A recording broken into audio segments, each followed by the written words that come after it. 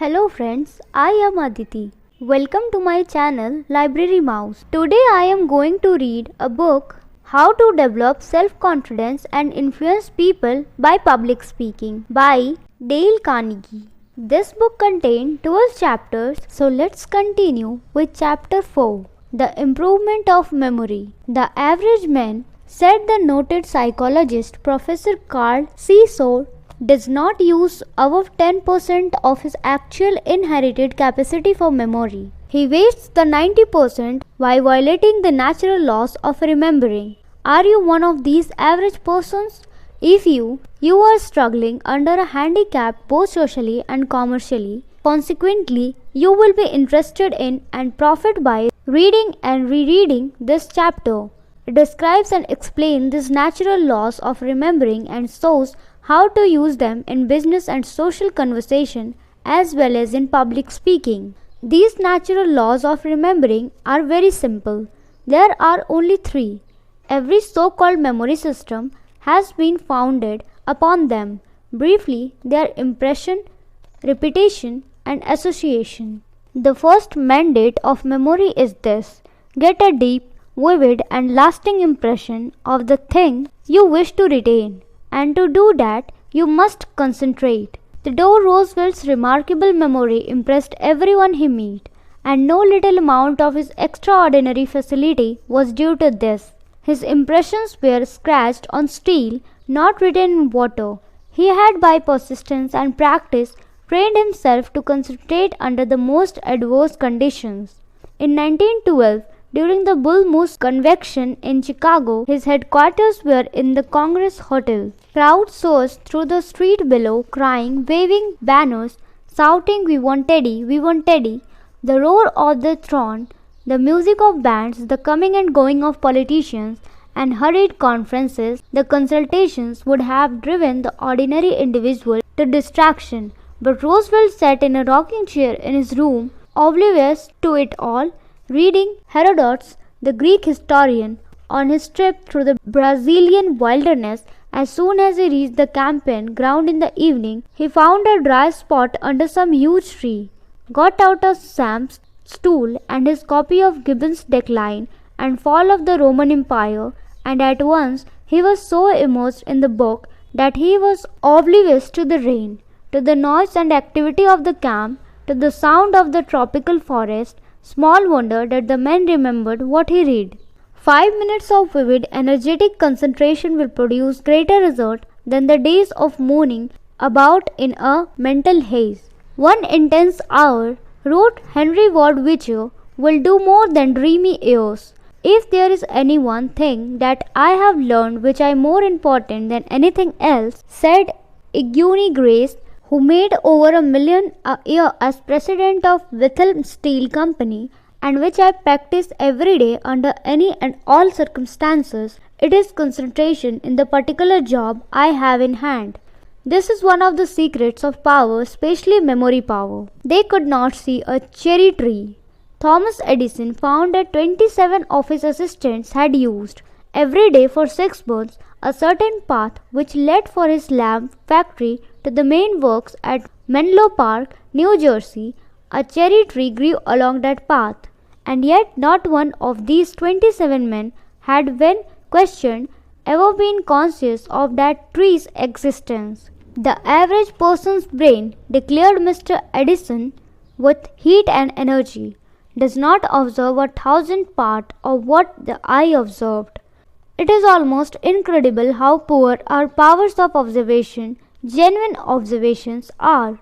Introduce the average person to 2 or 3 of your friends, and the chances are that 2 minutes afterward he cannot recall the name of a single one of them. And why? Because he never paid sufficient attention to them in the first place. He never accurately observed them. He will likely tell you he has a poor memory. No, he has a poor observation. He would not condemn a camera because it failed to take pictures in a fog, but he expects his mind to retain impressions that are hazy and foggy to a degree. Of course, it can't be done. Joseph Pulitzer, who made the New York World, had 3 words placed over the desk of every man in his editorial offices Accuracy, accuracy, accuracy. That is what he wants. Here the man's name precisely insists on it. Ask him to repeat it. Inquire how it is spelled. He will be flattered by your interest and you will be able to remember his name because you have concentrated on it. You have got a clear, accurate impression. Why Lincoln read aloud? Lincoln in his youth attended a country school where the floor was made out of split logs, creased pages torn from the copybooks and pasted over the windows, served instead of glass to let in the light. Only one copy of the textbook existed, and the teacher read from it aloud. The pupils repeated the lessons after him, all of them talking at once. It made a constant uproar, and the neighbors called it the Blab School. At the Blab School, Lincoln formed a habit that clung to him all his life. He forever read aloud everything he wished to remember. Each morning, as soon as he reached his law office in Springfield, he spread himself out on the couch, hooked one long, ungainly leg over a neighboring chair, and read the newspaper audibly. He annoyed me, said his partner, almost beyond endurance. I once asked him why he read in this fashion. This was his explanation. When I read aloud, two senses catch the idea. First, I see what I read. Second, I hear it and therefore I can remember it better. His memory was extraordinarily retentive. My mind, he said, is like a piece of steel, very hard to scratch anything on it, but almost impossible after you get it there to rub it out. Appealing to two of the senses was the method he used to do the scratching, go through and do likewise. The ideal thing would be not only to see and hear the thing to be remembered, but to touch it and smell it and taste it. But above all else, see it. We are visual minded. Eye impressions stick. We can often remember a man's face even though we cannot recall his name. The nerves that lead from the eye to the brain are 25 times as large as those leading from the ear to the brain. The Chinese have a proverb that says 1 time seeing is worth 1,000 times hearing. Write down the name, the telephone number, the speech outline you want to remember. Look at it, close your eyes, visualize it in flaming letters of fire. How Mark Twain learned to speak without notes. The discovery of how to use his visual memory enabled Mark Twain to discard the notes that had hampered his speeches for years. Here is his story as he told it in Harper's Magazine. Dates are hard to remember because they consist of figures. Figures are monotonously unstriking in appearance, and they don't take hold. They form no pictures, and so they give the eye no chance to take hold. Pictures can make dates stick. They can make nearly anything stick, particularly if you make the picture yourself. Indeed, that is the great point. Make the picture yourself. I know about this from experience. 30 years ago, I was delivering a memorized lecture every night. And every night I had to help myself with a page of notes to keep from getting myself mixed. The notes consisted of beginnings of sentences and were 11 in numbers, and they ran something like this. In that reason, the weather, at that time it was a custom, but in California one never heard. 11 of them. They entailed the brief of the lecture and protected me against skipping, but they all looked about alike on the page. They formed no picture. I had them by heart, but I could never with certainty remember the order of their succession. Therefore, I always had to keep those notes by me and look at them every little while. Once I mislaid them. You will not be able to imagine the terrors of that evening.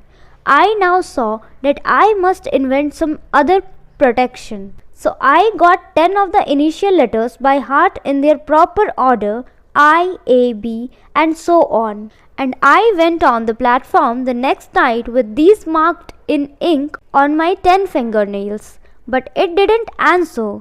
I kept track of the fingers for a while. Then I lost it, and after that I was never quite sure which figure I had used last. I could not lick off a letter after using it, For while that would have made success certain, it would also have provoked too much curiosity. There was curiosity enough without that. To the audience, I seemed more interested in my fingernails I was in my subject. One or two persons asked afterward what was the matter with my hands. It was then that the idea of a picture occurred to me. Then my troubles passed away.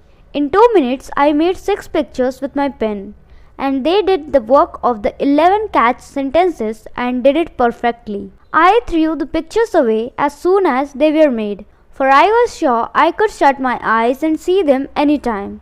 That was a quarter of a century ago. The lecture vanished out of my head more than 20 years ago, but I could rewrite it from the pictures, for they remain. I had occasion to deliver a talk on memory. I wanted to use very largely the material in this chapter. I memorized the points by pictures.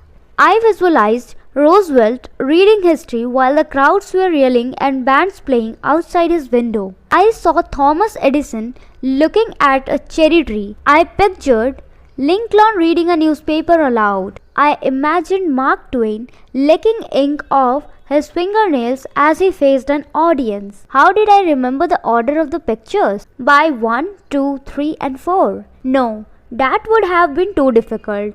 I turned these numbers into pictures and combined the pictures of the numbers with the pictures of the points. To illustrate, number 1 sound like run. So I made a racehorse stand for 1. I pictured Roosevelt in his room reading astride a racehorse. For 2, I chose a word that sounded like 2. Zoo. I had the cherry tree that Thomas Edison was looking at standing in the bear cage at the zoo. For 3, I pictured an object that sounded like 3. Tree. I had Lincoln sprawled out in the top of a tree, reading aloud his pattern. For 4, I imagined a picture that sounded like 4. Door. Mark Twain stood in an open door, leaning against the jamb, licking the ink off his fingers as he talked to the audience. I realized full well that many men who read this will think that such a method verges on the ridiculous. It does. That is one reason why it works. It is comparatively easy to remember the bearish and ridiculous. Had I tried to remember the order of my points by numbers only, I might easily have forgotten. But by the system I have just described, it was almost impossible to forget. When I wished to recall my third point, I had but to ask myself what was in the top of the tree. Instantly I saw Lincoln. I have, very largely for my own convenience, turned the number from 1 to 20 into pictures, choosing pictures that sound like the numbers. I have set them down here. If you will spend half an hour memorizing these pictures numerals, you will then be able, after having a list of 20 objects called to you but once, to repeat them in their exact order, to skip about at random announcing which object was called to you 8, which 14, which 3rd, and so on. Here are the picture numbers. Try the test. You'll find it decidedly amusing. First, run. Visualize a racehorse. Second, zoo. See the bear case in the zoo. Third, tree. Picture the third object called to you as lying in the top of a tree. Fourth, door or wild boar. Take any object or animal that sound like 4. 5. We, hive. 6. Sick. See a Red Cross nurse. 7.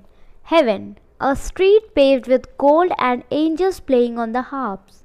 8. Gate.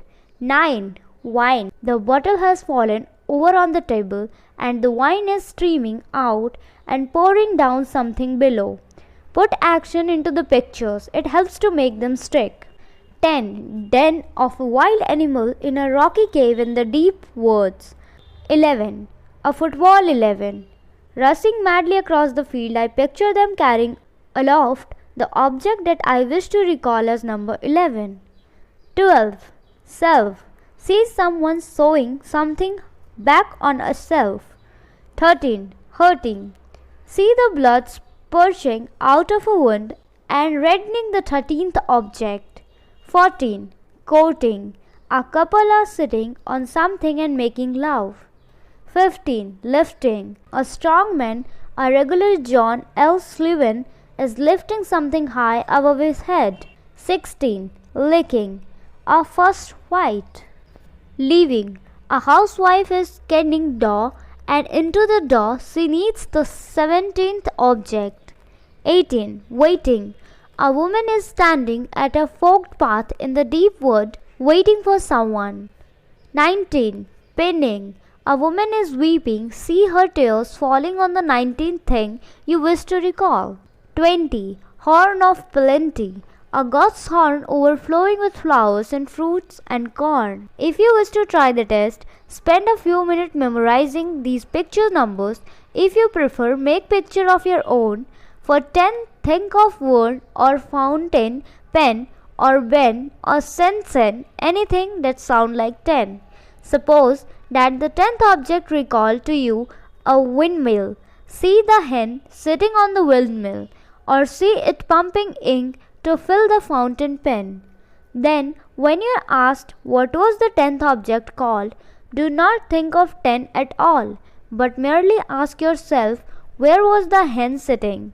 You may not think it will work, but try it. You can soon astound people with what they will consider to be an extraordinary capacity for remembering. You will find it entertaining if nothing else. Here, this is half a part of chapter 4. In next video, we will continue this. Thank you so much for listening it, and I hope it is understandable to you. If you enjoy watching my videos, do like, subscribe and share with your family and friends. Thank you.